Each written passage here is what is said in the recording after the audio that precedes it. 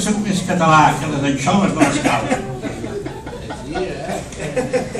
Jo que soc més català que els galets de Nadal. Jo que voto Convergència, bé. Escolta, jo que... etcètera. A banda, jo que tinc somnis eròtics amb en Jordi Pujol. Bueno. Etcètera. I jo soc de la ceba, catalanisme molt fort i tal. Ara m'he enamorat d'una xoni de Castefa. Castefa, saps què vol dir? Estic de ferres. Escolta, i tu saps el que diu Santaco? Santa Coloma. De la mateixa manera que Santaco, Santa Coloma, Castefa és Castell de Ferres. Doncs, i què és una xoni? Escolta, Mossèn, escolta, no em cal mai. Escolta, no, t'he de posar un dia. Hem de fer... Maca també, però no només. Bona noia, això sí. És una noia d'origen de l'última immigració.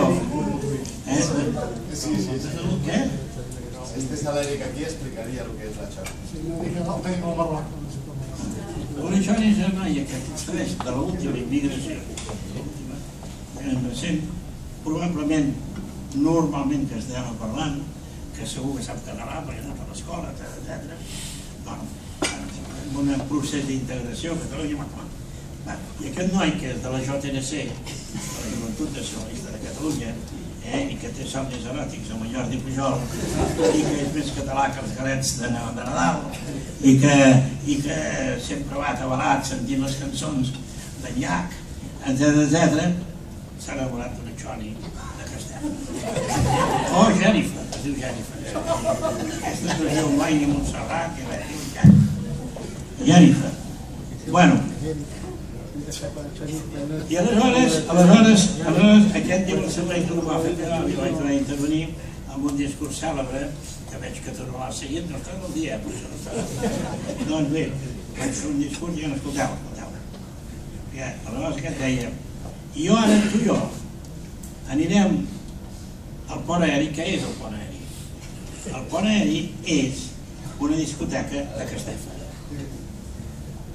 No és el pont aeri, de Castefa. Anirem al pont aeri i allà exhibirem el nostre amor prohibit. És a dir, sortir de la base i està això que una xoni festegi amb un de la JNC no pot ser. I jo diré, ei, alto aquí. Precisament ens convé molt que els de la JNC es casin amb les xonis. I que els xonis es casin amb els de la JNC. O també es poden quedar amb un del PSUC. O també es poden casar amb algun d'Unió Democràtica o un del PSC a la catalanista, etc. Bé, doncs, per què us ho explico tot això? Bueno, escolta, ara, bé, escolta, tot això ho he dit molt en broma, però molt sèrio. Això és sèrio. I això és la filosofia que hem de tenir. Realment, de cara a això s'ha de procurar sempre que es faci un esforç d'entendre els que, no? Per exemple, tota persona que ve de fora té uns drets. Té uns drets perquè és persona. Per exemple, té dret a tenir una bona salut. O els que no ho paguen mai encara acaba d'arribar, que és sanitat. Té dret que la seva criatura pugui anar a escola. Llavors digui, no hi era quan fèiem aquesta escola, quan vam haver de lluitar per el camí, no hi era clar. Té uns drets. I el país que rep la gent té unes obligacions, que és oferir això. Ara mirem l'altra cara. El país que rep té un dret, que és que tot el canvi de publicitat avui tota la vida de gent no, per dir-ho així, no dissolgui, no dilueixi, no desfaci la seva manera de pensar. No la seva, els seus valors. Naturalment, els haurà de combinar poc o molt amb els valors que ven la gent de fora, que a vegades són valors molt propers. La gent que ve de fora té valors molt semblants, a vegades costa més. Però té dret que la seva manera de ser el país que rep sigui respectada. I la gent que ve de fora té el deure també de respectar això. Hi ha aquest doble joc de deures i obligacions, fet d'una manera